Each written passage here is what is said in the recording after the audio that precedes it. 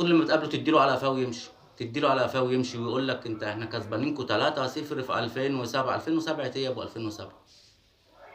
إحنا اتقابلنا مع بعض 12 ماتش، كسبتك 5، كسبتك 5 وأنت كسبت 3 وتعادلنا 4. فين بقى لازمته إيه الصياح والّا هو ده الموسم بتاعك؟ هو ده الموسم بتاعك اللي أنت كل ما تحب اسمك يتنطق وتشتهر تروح متشعبط في الأهلي، كأنك بتتمنى تقول يا رب، يا رب القرعة توقعنا في النادي الأهلي. هتيجي لنا هنا زي الباشا، هتاخد حسنتك وهتروح في ليبيا والّا في موريتانيا هتاخد اللي فيه النصيب وهتمشي برضه. لازمته إيه الصياح؟